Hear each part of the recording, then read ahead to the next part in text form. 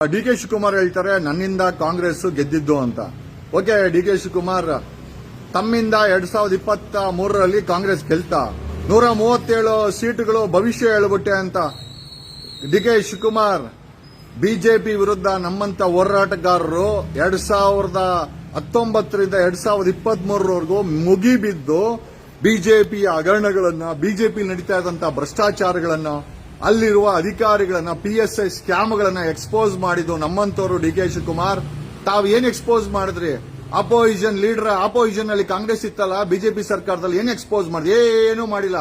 ನಾನು ಈಗ ಹೇಳ್ತೀನಿ, ಕಾಂಗ್ರೆಸ್ ಆಪೋಸಿಷನ್ ಕೂತ್ಕೊಂಡು ಮಾಡಿದ್ದು ಖಾಲಿ ಡಬ್ಬ.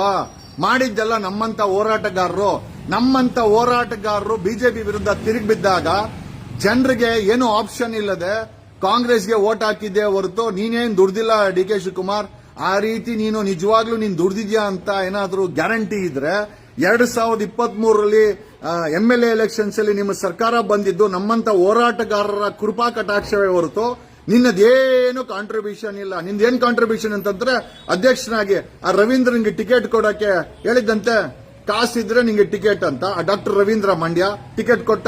ನಿಮ್ದೇನಿದ್ರು ಕಮರ್ಷಿಯಲ್ ವ್ಯಾಪಾರ. ಓಕೆ, ಆಮೇಲೆ ಆ ರೀತಿ 2023ಕ್ಕೆ ನೀನ್ ದುಡ್ದಿದ್ಯಾ ಈ ಸರ್ಕಾರ ಬರಕ್ಕೆ ಅಂತದಾದ್ರೆ ಡಿ ಕೆ ಶಿವಕುಮಾರ್ 2024ರಲ್ಲಿ ಎಂಪಿ ಚುನಾವಣೆ ಬಂತು. ಎಷ್ಟು ಗೆದ್ರಿ? ಎಷ್ಟಪ್ಪ ದುಡ್ದೆ ನೀನು? ಎಂಪಿ ಚುನಾವಣೆಯಲ್ಲಿ ಎಷ್ಟು ಗೆಲ್ಲಿಸ್ಕೊಂಬಂದೆ? ನಿನ್ನ ಯೋಗ್ಯತೆ 8.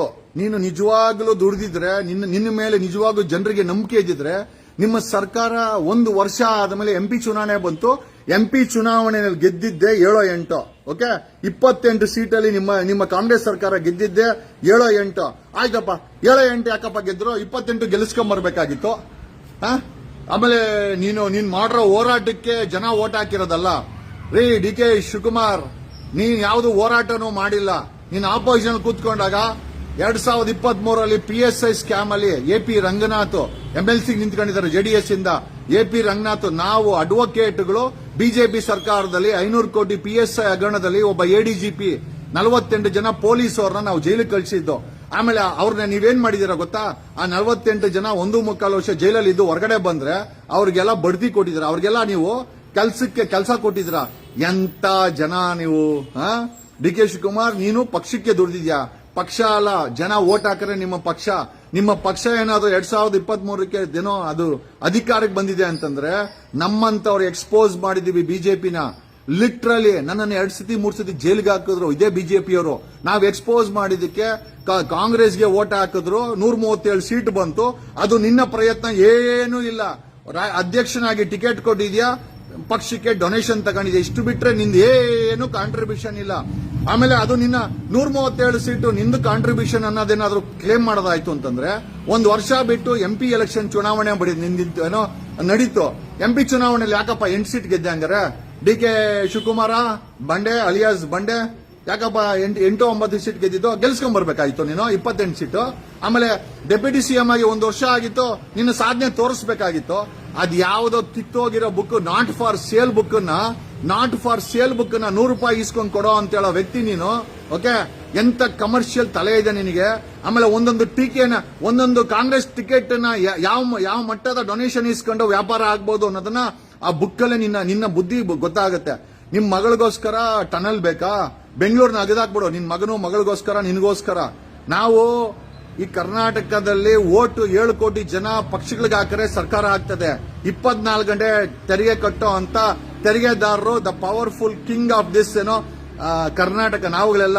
ನಮ್ಮಿಂದ ನೀವು ಸರ್ಕಾರಗಳನ್ನ, ಅದು ಬಿಜೆಪಿ ಆಗಿರ್ಬೋದು, ಕುಮಾರಸ್ವಾಮಿ ಅವರ ಬ್ರದರ್ ಸರ್ಕಾರ ಆಗಿರ್ಬೋದು, ಅಥವಾ ನಿಮ್ಮ ಕಾಂಗ್ರೆಸ್ ಸರ್ಕಾರ ಆಗಿರ್ಬೋದು, 7 ಕೋಟಿ ಕನ್ನಡಿಗರು ತೆರಿಗೆ ಕಟ್ಟೋದ್ರಿಂದ ನಿಮ್ಮ ಸರ್ಕಾರ ನಡೀತಿದೆ ಹೊರತು ಆಗಿರ್ಬೋದು, ಅಥವಾ ಬಿಜೆಪಿ ವಿಜೇಂದ್ರನಾಗಿರ್ಬೋದು, ಯಡಿಯೂರಪ್ಪಂದಾಗಿರ್ಬೋದು, ಕುಮಾರಸ್ವಾಮಿದಾಗಿರೋ ಹೊರತು ನಿಮ್ಮ ಆಸ್ತಿ ತಗೊಂಡ್ಬಂದು ಮಾರಾಟ ಮಾಡಿ ಏನು ಇಲ್ಲಿ ಸರ್ಕಾರಗಳೇ ನಡೆಸಲ್ಲ. ನನ್ನಿಂದ ಕಾಂಗ್ರೆಸ್. ಓಕೆ, ನಿನ್ನಿಂದ ಕಾಂಗ್ರೆಸ್. ನೀನು ತ್ಯಾಗಮಯಿ ಆಗಿದ್ರೆ ಡಾಕ್ಟರ್ ರವೀಂದ್ರ ಮಂಡ್ಯ ಯಾಕೆ ಟಿಕೆಟ್ ಹಾಕಿ ಕೊಟ್ಟಿಲ್ಲ? ಅವ್ರಿಗೆ ಕಾಸಿಲ್ಲ ಅಂತ ಟಿಕೆಟ್ ಕೊಟ್ಟಿಲ್ಲ ಅಲ್ವಾ? ನಿಂದೇನಿದ್ರು ಪಕ್ಷಕ್ಕೆ ಎಷ್ಟು ಡೊನೇಷನ್ ಕೊಡ್ತಾರೆ ಅಂತವ್ರಿಗೆ ಟಿಕೆಟ್ ಕೊಡೋದು. ಹಂಗ್ ಕೊಟ್ಟಿನೇ ಕಾಂಗ್ರೆಸ್ ಮುಳುಗೋಗಿರೋದು. ಆಮೇಲೆ ನಿಂದು ಕಾಂಟ್ರಿಬ್ಯೂಷನ್ ಏನು ಇಲ್ಲ. ಡಿ ಕೆ ಶಿವಕುಮಾರ್, ಕಾಂಗ್ರೆಸ್ ನಾನು ಹೇಳ್ದಲ್ಲ, ಇದೇ ಮುನ್ರತ್ನ ಹೇಳ್ತಾನೆ 20 ರೂಪಾಯಿ ಪೆಟ್ರೋಲ್ ಹಿಂಗ್ ಹಾಕ್ಸವನೆ ಅಂತ. 20 ರೂಪಾಯಿ ಪೆಟ್ರೋಲ್ ಇಂದ 1400 ಕೋಟಿ ಡಿಕ್ಲರೇಷನ್ ಮಾಡಿದ್ಯಾ ಅಂತಂದ್ರೆ ಕಾಂಗ್ರೆಸ್ ಇಂದ ಡಿ ಕೆ ಶಿವಕುಮಾರ್ ನೀನ್ ಬೆಳೆದಿದ್ಯಾ ಹೊರತು ಕಾಂಗ್ರೆಸ್ಗೆ ಏನ್ ಕಾಂಟ್ರಿಬ್ಯೂಷನ್ ಇಲ್ಲ. ಈಗ ಕಾಂಗ್ರೆಸ್ ನ ಮುಳುಗಿಸೋದ್ರಲ್ಲಿ ನಿನ್ನ ಪಾತ್ರ ತುಂಬಾ ದೊಡ್ಡ ಮಟ್ಟದಲ್ಲಿದೆ. ನನ್ಗೆ ಹೇಳಕ್ ಏನು ಸಮಸ್ಯೆ ಇಲ್ಲ. ಒಂದ್ ಕಡೆ ಕಾಲು ವಿಜಯೇಂದ್ರ ಜೊತೆ ಬಿಸ್ನೆಸ್, ಓಕೆ, ಅಲ್ಲಿ ಅವ್ರ ಜೊತೆ ಒಂದ್ ಕಾಲಿಡೋದು, ಇಲ್ಲಿ ಕಾಂಗ್ರೆಸ್ ಅಲ್ಲಿ ಇನ್ನೊಂದು ಕಾಲಿಡೋದು, ಅಲ್ಲೆಲ್ಲೋ ಹೋಗಿ ಬಿಜೆಪಿ ಅವ್ರ ಜೊತೆ ಅಲ್ಲೆಲ್ಲಿ ಮೀಟಿಂಗ್ ಮಾಡೋದು. ಹಂಗಾಗಿ ಡಿ ಕೆ ಶಿವಕುಮಾರ್ ನಿನ್ನ ಕಾಂಟ್ರಿಬ್ಯೂಷನ್, ಕಾಂಗ್ರೆಸ್ ಇಂದ ನೀನು ನಿನ್ನ ಆಸ್ತಿ ಬೆಳೆಸ್ಕೊಂಡಿದ್ಯಾ 1400 ಕೋಟಿ ಆಯ್ತಪ್ಪ. 30 ವರ್ಷ ಮುಂಚೆ ನಿನ್ನ ಆಸ್ತಿ ಡಿಕ್ಲರೇಷನ್ ಎಷ್ಟಿತ್ತು? ಅಫಿಡೇವಿಟ್ ತೆಗೆದು ನೋಡು, ಇವತ್ತು ಎಷ್ಟಾಗಿದೆ. ಕಾಂಗ್ರೆಸ್ ಇಂದ ನಿನ್ನ ಆಸ್ತಿ ಬೆಳೀತು, ನೀನು ಡೆಪ್ಯೂಟಿ ಸಿಎಂ ಲೆವೆಲ್ ಬೆಳೆದೆ. MLA ಇಂದ ಒಬ್ಬ ಡೆಪ್ಯೂಟಿ ಸಿಎಂ ಲೆವೆಲ್ ಬೆಳೆದಿದ್ಯಾ ಹೊರತು ಕಾಂಗ್ರೆಸ್ ನಿನಗೆ ಕೊಟ್ಟಿದೆ ಹೊರತು ಕಾಂಗ್ರೆಸ್ಗೆ ನೀನ್ ಕೊಟ್ಟರೆ ತುಂಬಾ ಕಡಿಮೆ. ಆಮೇಲೆ ಕಾಂಗ್ರೆಸ್ ಅಧಿಕಾರಕ್ಕೆ ಬರ್ಬೇಕಾದ್ರೆ ಅದು ಜನರ ಇಚ್ಛೆ, ವೋಟರ್ಸ್ ಇಚ್ಛೆ ಹೊಟ್ರೆ ಆಯ್ತಪ್ಪ. 137 ಸೀಟ್ ಗೆಲ್ಸ್ಕೊಂಬರ್ದಲ್ಲ ನಿನ್ ಕಾಂಟ್ರಿಬ್ಯೂಷನ್ ಅಂತ ಹೇಳ್ದಲ್ಲ, ಆಯ್ತು. ಹಂಗಾರೆ MP ಚುನಾವಣೆಯಲ್ಲಿ 7-8 ಸೀಟ ಬಂತು. ಯಾಕೆ 7-8 ಸೀಟ್ ಬಂತು? ಆಮೇಲೆ ಏನು ಸಿಎಂ ಆಗ್ಬಿಟ್ಟು ಏನ್ ಮಾಡ್ಬೇಕು ಅಂತಿದ್ಯಪ್ಪ ನೀನು?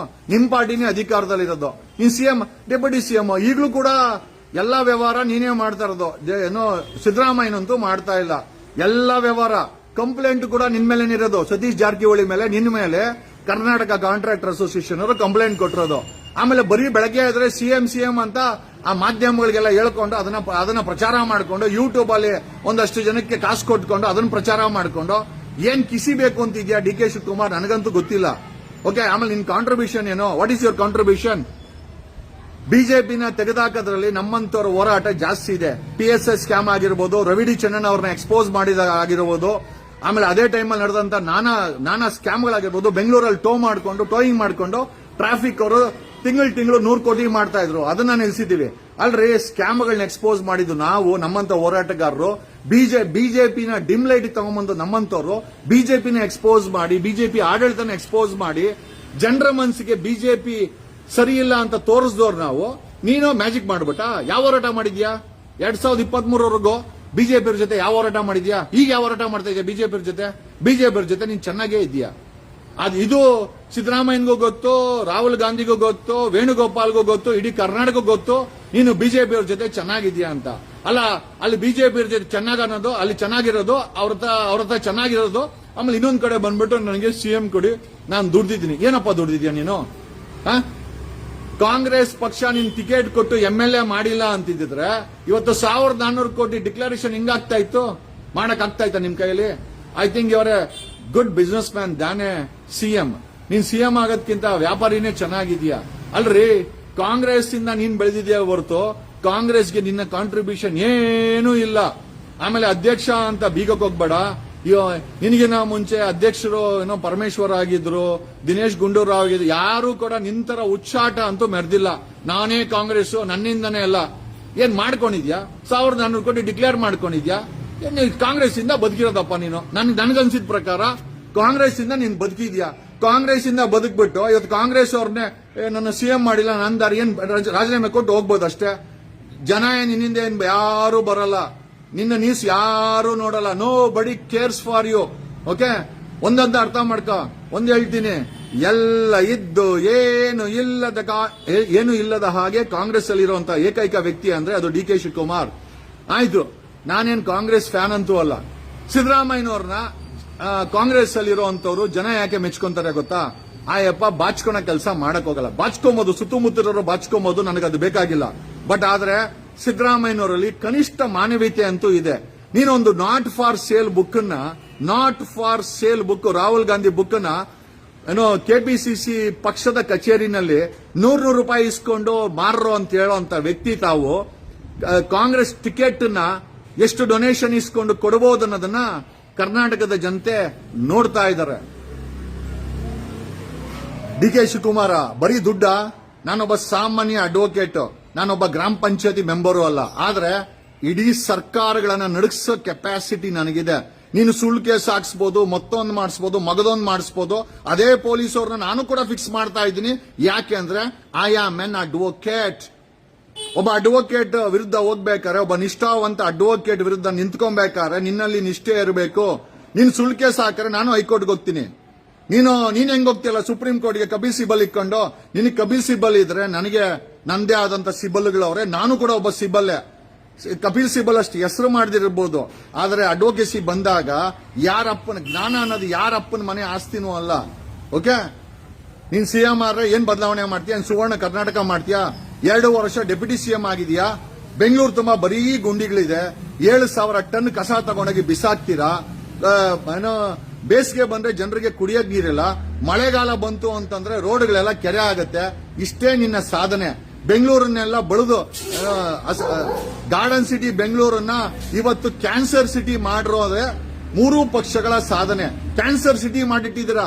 ಪ್ರತಿ 3ನೇ ಮನೆಯಲ್ಲಿ ಕ್ಯಾನ್ಸರ್ ಇದೆ. ಬರೀ ಧೂಳು, ಜನರ ಧೂಳಲ್ಲಿ ಗಾಡಿನಲ್ಲಿ ಹೋಗ್ಕೊಂತಾರೆ. Highest ಡೆನ್ಸಿಫೈಡ್ traffic. ಒಂದು 3 ಕಿಲೋಮೀಟರ್ ಹೋಗ್ಬೇಕು ಅಂತಂದ್ರೆ 5 ಕಿಲೋಮೀಟರ್ ಹೋಗ್ಬೇಕಾದ್ರೆ 1 ಅವರ್ ಬೇಕು. ಇಂಥ ದರಿದ್ರ ಪರಿಸ್ಥಿತಿಗೆ ಬೆಂಗಳೂರು ಬಂದು ನಿಂತ್ಕೊಂಡಿದೆ. ನ್ಯಾಷನಲ್ ಟೌನ್ ಪ್ಲಾನಿಂಗ್ ಆಕ್ಟ್ ಪ್ರಕಾರ ಯಾವುದೇ ಪ್ರದೇಶದಲ್ಲಿ 30% ಹಸಿರಿರಬೇಕು. ಬೆಂಗಳೂರಲ್ಲಿ ಹಸಿರಲ್ಲಿದೆ, ಅರಣ್ಯ ಎಲ್ಲಿದೆ? 3 ಪಕ್ಷಗಳವರು ಬಂದವರು ನೀವು ಬೆಂಗಳೂರನ್ನ ಬಡಾಯಿಸಿ ತಿಂದು ಬಿಸಾಕಿದ್ದೀರಾ. ಬೆಂಗಳೂರಲ್ಲಿ ಹಸಿರಲ್ಲೇ ಆಯ್ತಯ್ಯ. ನಿನ್ ಮೇಲೆ ಕಂಪ್ಲೇಂಟ್ ಕೊಟ್ಟಿದ್ದೀನಿ. ನೀನು ಬಿಡದಿನ ಲೇಔಟ್ ಮಾಡ್ಬೇಕಾ? ಆನೆಕಲ್ಲಲ್ಲಿ ಐಟಿ ಪಾರ್ಕ್ ಮಾಡ್ಬೇಕಾ? ನಮಗೆ ಮೊದಲು ಮಾರಿ ತಿಂದಿರುವ 1250 ಕೆರೆಗಳನ್ನ ಸಿದ್ದರಾಮಯ್ಯ ಸರ್ಕಾರ, ಸಿದ್ದರಾಮಯ್ಯ ಇದಕ್ಕೇನೋ ಕೆರೆ conservative Karnataka tank conservation and development ಅಥಾರಿಟಿಗೆ ಪ್ರೆಸಿಡೆಂಟ್ ಇದ್ದಾರೆ. ನಮಗೆ ಬೆಂಗಳೂರಿನ 1250 ಕಳೆದೋದ ಕೆರೆಗಳು ನಮಗೆ ಬೇಕು. ಕರ್ನಾಟಕದಲ್ಲಿ 11,000 ಕೆರೆಗಳನ್ನ ತಿಂದು ನುಂಗಿ ನೀರು ಕುಡಿದಿದ್ದೀರಾ 3 ಪಕ್ಷದವರು. ನಮಗೆ ಕರ್ನಾಟಕದಲ್ಲಿ ಕಳೆದೋಗಿರುವಂತ ಕೆರೆಗಳು ಬೇಕು. ಆಮೇಲೆ ನಿನ್ ಟನಲ್ಗೆ ನಿಮ್ ಮನೆ ದುಡ್ಡು ತಗೊಂಬಂದ್ ಹಾಕಲ್ಲ. ನಮ್ಮ ಬೆಂಗಳೂರನ್ನ ಅಲ್ಲಿದ್ದಂತ ಅರಣ್ಯವನ್ನ, ಅಲ್ಲಿದ್ದಂತ ಕಾಡನ್ನ, ಹಸಿರನ್ನ ಬಡ್ದು ಬಾಯಲ್ಲಿ ಹಾಕೊಂಡ್ರೆ ಸಾಲ್ದಿರಾ ಅಂತ ಬಿಡದಿನ ಲೇಔಟ್ ಅಂತೆ. ಆಮೇಲೆ 2ನೇ ಏರ್ಪೋರ್ಟ್. ಯಾಕೆ ನಿಂದ ಯಾವ್ದನ್ನ ಜಾಗ ಇದೆಯಾ ಕನಪುರಲ್ಲಿ? ನಿಂದ ಯಾವ್ದನ್ನ ಜಾಗ ಇದ್ರೆ ಕೊಡು, ಏರ್ಪೋರ್ಟ್ ಮಾಡ್ಕೋ. ನಮ್ಮ ರೈತರ ಜಮೀನನ್ನ ಏರ್ಪೋರ್ಟ್ ಕೊಡಲ್ಲ. ಆಮೇಲೆ ನಿಮಗೆ ಏರ್ಪೋರ್ಟ್ ಬೇಕು ಅಂತಂದ್ರೆ ಒಂದು ಏರ್ಪೋರ್ಟ್ ಮಾಡಿದೀವಿ. ಓಕೆ, 24 ಅವರ್ಸ್ ಬೇಕಾದ್ರೆ ಆ ಏರ್ಪೋರ್ಟ್ ನ ನಡೆಸ್ಕೊಂಡು ಆ ಏರ್ಪೋರ್ಟ್ ಬಂದು ಹತ್ಕೊಂಡು ಹೋಗಿ. ಓಕೆ, ನಾವೇನ್ ಹೇಳಿಲ್ಲ ದೇವನಹಳ್ಳಿನಲ್ಲಿ ಏರ್ಪೋರ್ಟ್ ಮಾಡುವಂತ ನಾವ್ ಯಾರು ಹೇಳಿಲ್ಲ. ಈಗ ಒಂದೇ ಏರ್ಪೋರ್ಟ್. ಯಾಕೆ ರೈತರು ಕೃಷಿ ಜಮೀನನ್ನ ಅಕ್ವೈರ್ ಮಾಡ್ಕೊಂಡು ಏರ್ಪೋರ್ಟ್ ಏನಿಗೆ ಬೇಕು? ನಿನ್ನ ಕನಕಪುರದಲ್ಲಿ ಏರ್ಪೋರ್ಟ್ ಮಾಡಿ ನಿನ್ನ ಲ್ಯಾಂಡ್ಗಳನ್ನೆಲ್ಲ ರೇಟ್ಗಳನ್ನೆಲ್ಲ ಚೆನ್ನಾಗಿ ಮಾಡ್ಕೊಳಕ್ಕೋಸ್ಕರ ನಿನಗೆ 2ನೇ ಏರ್ಪೋರ್ಟ್ ಬಿಡ್ಬೇಕಾ? We oppose second airport. ನಮಗೆ ಬೆಂಗಳೂರಲ್ಲಿ 30% ಹಸಿರು ಬೇಕು. ಕಾನೂನು ಪ್ರಕಾರ ಬೆಂಗಳೂರಲ್ಲಿ 30% ಹಸಿರನ್ನ ತೋರಿಸ್ಬಿಟ್ಟು 1250 ಕಳೆದೋಗಿರೋ ಕೆರೆಗಳನ್ನ ರೀಇನ್ಸ್ಟಿಟ್ಯೂಟ್ ಮಾಡಿ ತದನಂತರ ಬೇಕಾದ್ರೆ ನೀವು ಏರ್ಪೋರ್ಟ್ ಅನ್ನ ಮಾಡ್ಕೊಳ್ಳಿ, ನೀವು ಪೆರಿಫರಲ್ ರಿಂಗ್ ರೋಡ್ ಅನ್ನ ಮಾಡ್ಕೊಳ್ಳಿ, ಬಿಡದಿನ ಲೇಔಟ್ ಆರೋ ಮಾಡ್ಕೊಳ್ಳಿ, ಆನೆಕಲ್ಲಲ್ಲಿ ಬಯೋ ಪಾರ್ಕ್ ಅನ್ನ ಮಾಡ್ಕೊಳ್ಳಿ, ದೇವನಹಳ್ಳಿಲಿ ಅವ್ರ ಅಜ್ಜಿ ಪಿಂಡನಾರೋ ಮಾಡ್ಕೊಳ್ಳಿ. ನಮಗೆ ಅಭಿವೃದ್ಧಿ ಮಾಡಿ ಬೆಂಗಳೂರನ್ನ ವಿಷ ಮಾಡಿಟ್ಟಿದ್ದೀರಾ. ಅಲ್ಲ, ಜನ ಡೆಲ್ಲಿನಲ್ಲಿ ಸಿಲಿಂಡರ್ ಹಾಕೊಂಡು ಓಡಾಡ್ತಾವ್ರೆ. ಬೆಂಗಳೂರಿಗೂ ಅದೇ ಗತಿ ಬರೋ ಅಂತ ಎಲ್ಲ ಸಾಧ್ಯತೆ ಇದೆ. ನಿನ್ನಂತ ಇನ್ಚಾರ್ಜ್ ಮಿನಿಸ್ಟರ್ ಇದ್ದುಬಿಟ್ರೆ ಅಂತೂ ಬೆಂಗಳೂರು ಗ್ಯಾಸ್ ಸಿಲಿಂಡರ್ ಹಾಕೊಂಡು ಓಡಾಡಬೇಕು. ಆ ಮಟ್ಟಕ್ಕೆ ಅಲ್ಲ, ನಿನ್ನ ತೆವಳಿಗೆ ಅಲ್ಲ, ನಿನ್ನ ಉಚ್ಚಾಟಕ್ಕೆ ನಾವ್ಯಾಕೆ ಸಿಲಿಂಡರ್ ಹಾಕೊಂಡು ಹೋಗ್ಬೇಕು? ನಮ್ಮ ಮಕ್ಳಾಕ್ ಸಿಲಿಂಡರ್ ಹಾಕೊಬೇಕು? ಸಮಾಜದಲ್ಲಿ ಸಿಲಿಂಡರ್ ಹಾಕೊಂಡು ಯಾಕೆ ಓಡಾಡಬೇಕು? ಎಲ್ಲಿದೆ ಹಸಿರು? ಯಾವನ್ ಪರ್ಮಿಷನ್ ಕೊಟ್ಟನೋ? ಅವ್ನ್ ಪ್ರಿನ್ಸಿಪಲ್ ಸೆಕ್ರೆಟರಿ, ಕನ್ಸರ್ವೇಟರ್, ಫಾರೆಸ್ಟ್, ಅವ್ನ್ ಹೆಂಗ್ ಪರ್ಮಿಷನ್ ಕೊಟ್ಟ? ಬೆಂಗಳೂರಲ್ಲಿ 2% ಹಸಿರಿದೆ, ನಾವೆಂಗ್ ಉಸಿರಾಡಬೇಕು? ನಿನಗೆ ಬೆಳಗ್ಗೆ ಆದ್ರೆ ನೀನ್ ಹಾರಾಡಕ್ಕೆ ಹೆಲಿಕಾಪ್ಟರ್ ಐತೆ, ಆಚೆ ಕಡೆ ಸುತ್ತಾಡ್ಕೊಂಡ್ ಬರಕ್ಕೆ 1,000 ಕೋಟಿ ರೂಪಾಯಿ ಡಿಕ್ಲೇರ್ ಮಾಡಿದ್ಯಾ? ನಿನ್ನ ಮನೆ ನೀಟಾಗಿ ಸದಾಶಿವನಗರದಲ್ಲಿದೆ. ಎಲ್ಲಾರ ಮನೆ ಸದಾಶಿವನಗರದಲ್ಲಿಲ್ಲ. ಡಿ ಕೆ ಶಿವಕುಮಾರ್ ಯಾರ ಮನೆ ಸದಾಶಿವನಗರದಿಲ್ಲ. ನಿಮ್ಮ 224 MLAಗಳ ಹತ್ರ ಒಬ್ಬೊಬ್ಬನ ಹತ್ರ ಅರ್ಧ ಡಜನ್ ಹೆಲಿಕಾಪ್ಟರ್ಗಳು, ಪ್ರೈವೇಟ್ ಜೆಟ್ಗಳವೆ. ಜನ ಹತ್ರ ಒಂದು ಕಾರ್ ನೆಟ್ಟಿಗೆ ಒಂದು 2 ವೀಲರ್ ಇಲ್ಲ. ನಮ್ಮ ರೈತರು, ಕಬ್ಬು ಬೆಳೆಗಾರರು, ರೈತರ ಹತ್ರ ಒಂದು ನೆಟ್ಟಿಗೆ ಒಂದು ಸೈಕಲ್ ಇಲ್ಲ. ಅವ್ರ ಸೈಕಲ್ ಕೂಡ ಸಾಲದಲ್ಲಿದೆ. ಅಂತ ಪರಿಸ್ಥಿತಿನಲ್ಲಿ ನೀವುಗಳು ಬೆಂಗಳೂರನ್ನ ನಾಶ ಮಾಡಿಕೊಂಡು ಧರ್ಮಸ್ಥಳದ ಇನ್ವೆಸ್ಟಿಗೇಷನ್ ಇನ್ಫ್ಲೂಯೆನ್ಸ್ ಮಾಡಿಕೊಂಡು, ಯಾಕೆ ನಿಮ್ಮೇಲೆ ಯಾಕೆ ಅನುಮಾನ ಬೀಳಬಾರ್ದು? ಡಿ ಕೆ ಶಿವಕುಮಾರ್ ನಿಮ್ಮೇಲೆ ಯಾಕೆ ಅನುಮಾನ ಬೀಳಬಾರ್ದು? SIT ತನಿಖೆಯನ್ನ ಇನ್ಫ್ಲೂಯೆನ್ಸ್ ತಾವು ಮಾಡಿದಿರ ಅಂತ ನಿಮ್ಮೇಲೆ ಯಾಕೆ ಅನುಮಾನ ಬೀಳಬಾರ್ದು? ದಿನೇಶ್ ಗುಂಡೂರಾವ್ ನಿಮ್ಮೇಲೆ ಯಾಕೆ ಅನುಮಾನ ಬೀಳಬಾರ್ದು? ನೀವು SIT ತನಿಖೆನ ಇನ್ಫ್ಲೂಯೆನ್ಸ್ ಮಾಡಿದಿರಾ, ಆಮೇಲೆ ಕಂಪ್ಲೇಂಟ್ಗಳ ಮೇಲೆ ಏನೋ FIR ಹಾಕ್ಸಿದಿರಾ, ಈ ಎಂಟೈರ್ ಇನ್ವೆಸ್ಟಿಗೇಷನ್ ದಿಕ್ತಪ್ಪಿಸಿದಿರಾ ಅಂತ ನಿಮ್ಮೇಲೆ ಯಾಕೆ ಅನುಮಾನ ಬೀಳಬಾರ್ದು? ದಿನೇಶ್ ಗುಂಡೂರಾವ್, ಲಕ್ಷ್ಮೀ ಹೆಬ್ಬಾಳ್ಕರ್ ಅವರ ನಿಮ್ಮೇಲೆ ಯಾಕೆ ಅನುಮಾನ ಬೀಳಬಾರ್ದು? ಹೋಮ್ ಮಿನಿಸ್ಟರ್ ಮೇಲೆ ಯಾಕೆ ಅನುಮಾನ ಬೀಳಬಾರ್ದು? ಒಂದು, ಈ ಇನ್ವೆಸ್ಟಿಗೇಷನ್ ಅಲ್ಲಿ ಒಂದು ಗೊತ್ತಾಗಬೇಕಾಗಿರೋದು, ಅಲ್ಲಿ ಷಡ್ಯಂತ್ರ ಆಗಿದ್ರೆ ಅರೆಸ್ಟ್ ಮಾಡಿ, ಮತ್ತೆ ಷಡ್ಯಂತ್ರ ಆಗಿದ್ರೆ ಅವ್ರ ಮೇಲೆ FIR ಮಾಡೋದಾಯ್ತು ಅಂತಂದ್ರೆ ಇಲ್ಲಿ ಅನುಮಾನಾಸ್ಪದ ಸಾವುಗಳಾಗಿರಬಾರ್ದು, ಪಳವಳಿಕೆ ಸಿಕ್ಕಬಾರ್ದು. ಪಳವಳಿಕೆನೂ ಸಿಕ್ಕಿದೆ, ಅನುಮಾನಾಸ್ಪದ ಸಾವುಗಳಾಗಿದೆ ಅಂತ SIT ಅವರು ಹೈಕೋರ್ಟ್ ಅಲ್ಲಿ ಒಪ್ಕೊಂಡಿದ್ರ. ಒಪ್ಕೊಂಡ ಮೇಲೆ ಷಡ್ಯಂತ್ರ ಹೆಂಗೆ ಷಡ್ಯಂತ್ರ ಯಾಕಂತ ಹೇಳ್ತಾ ಇದ್ದೀರಾ? ಯಾರು ಡಿ ಕೆ ಶಿವಕುಮಾರ್ ಇನ್ಫ್ಲೂಯೆನ್ಸ್ ಮಾಡಿದ್ರಾ ಇದಕ್ಕೆ? ಏನೋ ಧರ್ಮಸ್ಥಳ ವಿಚಾರದಲ್ಲಿ ದಿನೇಶ್ ಗುಂಡೂರಾವ್ ಇನ್ಫ್ಲೂಯೆನ್ಸ್ ಮಾಡಿದ್ರ, ಪರಮೇಶ್ವರ್ ಇನ್ಫ್ಲೂಯೆನ್ಸ್ ಮಾಡ ಕೇಳಬೇಕು. ಯಾಕಂದ್ರೆ ನೀವೆಲ್ಲ ಖಾಲಿ ಡಬ್ಬ ಅಂತ ಹೇಳಿದ್ರ, ಏನು ಇಲ್ಲ ಅಂತ ಹೇಳಿದ್ರ, ಏನು ಇಲ್ಲ ಅಂತ ಹೇಳಿದ ಮೇಲೆ ನೀವೆಲ್ಲ ಇನ್ಫ್ಲೂಯೆನ್ಸ್ ಮಾಡಿರ್ಲೇಬೇಕು. ನಮ್ಗೆ ಅನುಮಾನ ಇದೆ. ಅಥವಾ SIT ತನಿಖೆ ಮಾಡ್ತಾ ಇರೋರು ಇನ್ಫ್ಲೂಯೆನ್ಸ್ ಆಗಿ ಸ್ಕ್ರಿಪ್ಟೆಡ್ ಇನ್ವೆಸ್ಟಿಗೇಷನ್ ಏನಾದ್ರು ಮಾಡಿದ್ರೆ ಗೊತ್ತಾಗುತ್ತೆ. They want be spared. SIT ಅಧಿಕಾರಿಗಳು ಖಂಡಿತವಾಗಿ ಜೈಲ್ಗೆ ಹೋಗ್ತೀರಾ. ಸ್ಕ್ರಿಪ್ಟೆಡ್ ಏನಾದ್ರು ಮಾಡಿದ್ರು ತನಿಖೆ ಮಾಡಿದ್ರೆ, ಡಿ ಕೆ ಶಿವಕುಮಾರ್ ಇನ್ಫ್ಲೂಯೆನ್ಸ್ ಮಾಡಿ ನೀವೇನಾದ್ರೂ ಅದನ್ನ ಮಾಡಿದ್ರೆ, ದಿನೇಶ್ ಗುಂಡೂರಾವ್ ಇನ್ಫ್ಲೂಯೆನ್ಸ್ ಮಾಡಿ ನೀವೇನಾದ್ರೂ ಮಾಡಿದ್ರೆ, ರಾಜ್ಯದ ಹೋಮ್ ಮಿನಿಸ್ಟರ್ ಏನಾದ್ರು ಇನ್ಫ್ಲೂಯೆನ್ಸ್ ಮಾಡಿ ಈ ತನಿಖೆ ದಿಕ್ ತಪ್ಪಿದ್ರೆ, ಆಮೇಲೆ ಲಕ್ಷ್ಮೀ ಹೆಬ್ಬಾಳ್ಕರ್ ಏನಾದ್ರು ಇನ್ಫ್ಲೂಯೆನ್ಸ್ ಮಾಡಿ ನೀವು ದಿಕ್ ತಪ್ಪಿದ್ರೆ, because you commander straightly under state government ಅಲ್ಲಿರೋರು ಏನಾದ್ರು ಇನ್ಫ್ಲೂಯೆನ್ಸ್ ಮಾಡಿದ್ರೆ, ಆಮೇಲೆ SIT ಅವರು ಇನ್ಫ್ಲೂಯೆನ್ಸ್ ಆಗಿದ್ರೆ ಖಂಡಿತವಾಗಿ SIT ಅಧಿಕಾರಿಗಳು ಜೈಲಿಗೆ ಹೋಗ್ಲಿಕ್ಕೆ ರೆಡಿಯಾಗಿ. ವಿ ಡೋಂಟ್ ಕೇರ್ ನೀವು IPS ಅನ್ನ ಆಗಿರೋ, ನಾನು IPS ಅನ್ನ ಆಗಿರೋ, ದೇಶದಲ್ಲಿ ನೈತಿಕವಾಗಿ ಸಂವಿಧಾನಕ್ಕೆ ಜವಾಬ್ದಾರಿ ತಗೊಂಡು ನಿಮಗೆ ಕೊಟ್ಟಿರುವಂತ ಪೋಸ್ಟ್ ಅಲ್ಲಿ ನೈತಿಕವಾಗಿ ಕೆಲಸ ಮಾಡಬೇಕಾದ ನಿಮಗೆ ಸಂಬಳ ಕೊಡ್ತೀವಿ ನಾವು. IPS ಅಧಿಕಾರಿಗಳಿಗೆ, ಪೊಲೀಸ್ ಅವರಿಗೆ, SIT ಅವರಿಗೆ ಸಂಬಳ ಬರುತ್ತೆ, ಜೀಪ್ ಬರುತ್ತೆ, ನಿಮಗೆ ಮನೆ ಕೊಡ್ತೀವಿ, ಕ್ವಾರ್ಟರ್ಸ್ ಕೊಡ್ತೀವಿ, ಆಫೀಸ್ ಕೊಡ್ತೀವಿ, ನಿಮ್ಗೊಂದು ಅಧಿಕಾರ ಕೊಟ್ಟಿದ್ದೀವಿ. ನೀವುಗಳು ಇನ್ಫ್ಲೂಯೆನ್ಸ್ಡ್ ಇನ್ವೆಸ್ಟಿಗೇಷನ್ ಮಾಡಂಗಿದ್ರೆ ನಿಮ್ಮನ್ನ ಯಾಕೆ ನಾವು ಪೊಲೀಸರು ಅನ್ಬೇಕು? ಯಾಕೆ ಅನ್ಬೇಕು ಅಂತ ಹೇಳ್ತಾ ಥ್ಯಾಂಕ್ ಯು. ನಮ್ಮ ಹೋರಾಟಗಳಿಂದ ಬಿಜೆಪಿ ತೊಲಗಿತು, ಕಾಂಗ್ರೆಸ್ ಬಂತು. ಇವತ್ತು ಕಾಂಗ್ರೆಸ್ ಅಲ್ಲಿ ಇರುವಂತ ಒಬ್ಬ ಅಧ್ಯಕ್ಷ ಹೇಳ್ತಾನೆ ನನ್ನಿಂದ ಬಂತು ಅಂತ. ಆತನಿಂದ ಏನೂ ಬಂದಿಲ್ಲ. ಡಿ ಕೆ ಶಿವಕುಮಾರ್ ಕಾಂಗ್ರೆಸ್ ಇಂದ ಬೆಳೆದಿದ್ದಾನೆ ಹೊರತು ಕಾಂಗ್ರೆಸ್ಗೆ ಏನ್ ಮಾಡಿದನೋ ಕಾಂಗ್ರೆಸ್ ಅವರು ಹೇಳ್ಬೇಕು, ವೇಣುಗೋಪಾಲ್ ಹೇಳ್ಬೇಕು. ಆಮೇಲೆ ಕಾಂಗ್ರೆಸ್ ಅನ್ನೋದು ಒಂದು ಸೈದ್ಧಾಂತಿಕವಾದಂತ ಅದು ಬಿಜೆಪಿ ಆಗಿರ್ಬೋದು, ಅದೊಂದು ಸಿದ್ಧಾಂತ ನಮ್ಮದೇ ಅನ್ನೋಂತ ವ್ಯಕ್ತಿಗಳು ಅರ್ಥ ಮಾಡ್ಕೊಳ್ಬೇಕು. ನೀವುಗಳು ಅದರಿಂದ ಬೆಳೆದಿದೆ ಹೊರತು, ಡಿ ಕೆ ಶಿವಕುಮಾರ್ ಕಾಂಗ್ರೆಸ್ ಇಂದ ಬೆಳೆದಿದ್ದಾನೆ ಹೊರತು 1400 ಕೋಟಿ ಡಿಕ್ಲೇರ್ಡ್ ಅಸೆಟ್ಸ್ ಎಲ್ಲಿಂದ ಬಂತು? ಡಿ ಕೆ ಶಿವಕುಮಾರ್ ಕಾಂಗ್ರೆಸ್ ಪಕ್ಷದಿಂದ ತಾನೇ ಬಂದಿದ್ದು, ಕಾಂಗ್ರೆಸ್ ಅಲ್ಲಿ MLA ಆಗಿದ್ದು ತಾನೇ ಬಂದಿದ್ದು. ಹೇಳಿ, ನಿಮ್ಮಿಂದ ಕಾಂಗ್ರೆಸ್ ಅಥವಾ ಕಾಂಗ್ರೆಸ್ ಇಂದ ನೀವು ನಿಮ್ಮ ಆಸ್ತಿನ ಬೆಳೆಸ್ಕೊಂಡು, ನಿಮ್ಮ ವರ್ಚಸ್ಸನ್ನ ಬೆಳೆಸ್ಕೊಂಡು ಇವತ್ತು ಡೆಪ್ಯೂಟಿ CM ಆಗಿರೋದು ಕೂಡ ಕಾಂಗ್ರೆಸ್ ಇಂದಾನೆ. ಕಾಂಗ್ರೆಸ್ ಕೊಟ್ಟಿರೋ ಒಂದು ಭಿಕ್ಷೆಯಿಂದ ನೀವು ಆಗಿರೋದು. ಕಾಂಗ್ರೆಸ್ ಪಕ್ಷಕ್ಕೆ ನೀವೇನ್ ಮಾಡಿದ್ರ? ಕಾಂಗ್ರೆಸ್ ಏನು ಮಾಡಿಲ್ಲ. ಇವತ್ತು ಕಾಂಗ್ರೆಸ್ ಅನ್ನ ಇರೋದ್ರಲ್ಲಿ ಜನ ಕಾಂಗ್ರೆಸ್ ಅನ್ನ ನಂಬ್ತಾ ಇದ್ರು. ಇವತ್ತು ಕೂಡ ಕಾಂಗ್ರೆಸ್ ಇಂದ ನಂಬಿಕೆ ಹೋಗಿದೆ ಅಂತಂದ್ರೆ ಅದು ಡಿ ಕೆ ಶಿವಕುಮಾರ್ ನಿಮ್ಮಂತವರಿಂದ ನಡೀತಾ ಇರುವಂತ ಭ್ರಷ್ಟಾಚಾರ. ಬೆಂಗಳೂರಲ್ಲಿ ಒಂದು 10 ಲಕ್ಷ ಗುಂಡಿಗಳಿದೆ, ರಸ್ತೆನೇ ಕಾಣಿಸಲ್ಲ. ಕಾಂಟ್ರಾಕ್ಟ್ ಅಸೋಸಿಯೇಷನ್ ಅವರು ನಿಮ್ಮ ಮೇಲೆ ಕಂಪ್ಲೇಂಟ್ ಕೊಟ್ಟಿದ್ದಾರೆ. ಏನು ಉತ್ತರ ಇದೆ? ಏನ್ರಿ ಉತ್ತರ ಇದೆ? ಡಿ ಕೆ ಶಿವಕುಮಾರ್ ಏನ್ರಿ ಕಾಂಟ್ರಿಬ್ಯೂಟ್ ಮಾಡಿದ್ರ ಬೆಂಗಳೂರಿಗೆ? ಬೆಂಗಳೂರಲ್ಲಿರೋ ಜಮೀನುಗಳನ್ನ, ರೈತರ ಜಮೀನುಗಳನ್ನ ಕಿತ್ಕೊಂಡು ಲೇಔಟ್ ಮಾಡೋದು, ಪೆರಿಫರಲ್ ರಿಂಗ್ ರೋಡ್ ಮಾಡೋದು, ಏರ್ಪೋರ್ಟ್ ಮಾಡೋದು, ರಸ್ತೆ ಮಾಡ್ತೀವಿ ಅಂತ ರಸ್ತೆ ಗುಂಡಿ ಮಾಡೋದು, ಕಸನ್ ತಗೊಂಡೋಗಿ ಬಿಸಾಕಿ ಗಬ್ಬೆ ಬುರ್ಸೋದು, ಇಷ್ಟ ತಾನೇ ನಿಮ್ ಸಾಧನೆ? ಏನ್ರಿ ಇದೆ ನಿಮ್ ಸಾಧನೆ? ಕುಡಿಯೋ ನೀರನ್ನ ಬಿಲ್ಡರ್ಗೆ ಮಾರ್ಕೊಂತಾರಲ್ರಿ BWSSB ಅವರು.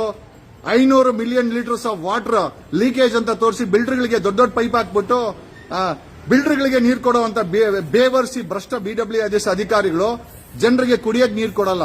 ಇವತ್ತು ಬಿಲ್ಡರ್ಗಳು ಬಳಸಬೇಕಾದ ಟ್ರೀಟೆಡ್ ವಾಟರ್ 2022ರಲ್ಲೇ ಕಾನೂನಾಗಿದೆ. ಟ್ರೀಟೆಡ್ ವಾಟರ್ನ ಬಿಲ್ಡರ್ಗಳು ಬಳಸಲ್ಲ. ಮತ್ತೆ ಹಂಗಾರೆ ಟ್ರೀಟೆಡ್ ವಾಟರ್ ಬಳಸಿಲ್ಲ ಅಂದ್ಮೇಲೆ ಕುಡಿಯೋ ನೀರನ್ನ ಬಳಸ್ಕೊಂಡು ಬಿಲ್ಡಿಂಗ್ ಕಟ್ತಾವ್ರೆ.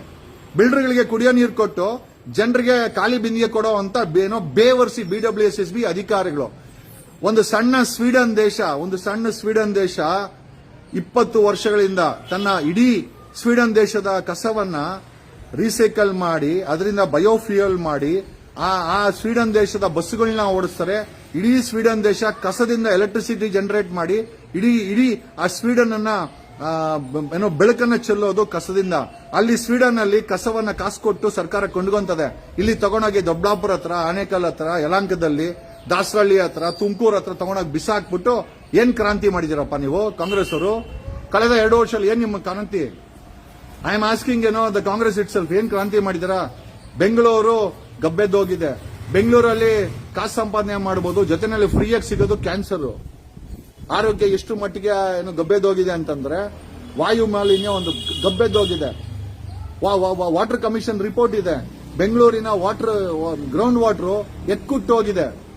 5.6 ಟಾಕ್ಸಿಕ್ ಲೆವೆಲ್ ಬೆಳ್ಕೊಂಡಿದೆ. ವಾಟರ್ ಕಮಿಷನ್ ರಿಪೋರ್ಟ್, ನಾನು ಹೇಳ್ತಾ ಇಲ್ಲ, ಇದು ವಾಟರ್ ಕಮಿಷನ್ ರಿಪೋರ್ಟ್. ಇಂಡಿಯನ್ ಶಬ್ಸ್ ನಾನು ಏನೇ ಹೇಳಿದ್ರು ಅದಕ್ಕೆ ವೈಜ್ಞಾನಿಕವಾದಂತಹ ದಾಖಲೆಗಳ ಮೇಲೆ ಮಾತಾಡ್ತೀನಿ ಹೊರತು ನಾನು ಈ ರಾಜಕಾರಣಿಗಳ ತರ ಗಾಳಿನಲ್ಲಿ ಮಾತಾಡಕ್ ಹೋಗಲ್ಲ.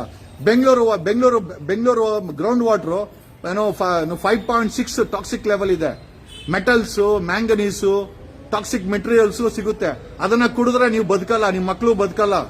ಇಂಥ ದರಿದ್ರ ಪರಿಸ್ಥಿತಿಗೆ ಬೆಂಗಳೂರಿನ ತಗೊಂಡ್ಬಂದವರು ಕಳೆದ 30 ವರ್ಷದಲ್ಲಿ 3 ಪಕ್ಷದವರು, ಬ್ರದರ್ ಪಕ್ಷ, ಕಾಂಗ್ರೆಸ್ ಪಕ್ಷ, ಬಿಜೆಪಿ 3 ಜೊತೆನಲ್ಲಿ ಭ್ರಷ್ಟ ಅಧಿಕಾರಿಗಳು ಬೆಂಗಳೂರು ಗಾರ್ಡನ್ ಸಿಟಿ ಇದನ್ನ ಕಾಂಕ್ರೀಟ್ ಸಿಟಿ ಮಾಡಿಟ್ಟಿದ್ದಾರೆ. 70% ಗ್ರೀನ್ ಇದ್ದಂತ ಬೆಂಗಳೂರು ಆಕ್ಸಿಜನ್ ಎಲ್ಲಿ ಆಕ್ಸಿಜನ್ ಇರುತ್ತೆ ಜನರಿಗೆ ಅಲ್ಲಿ ರೋಗ ಬರಲ್ಲ. ಬೆಂಗಳೂರಲ್ಲಿ ಇದ್ದಿದ್ದೆ 70% ಕಾಡು ಕಡ್ದು ಇವತ್ತು 2% ಇದೆ.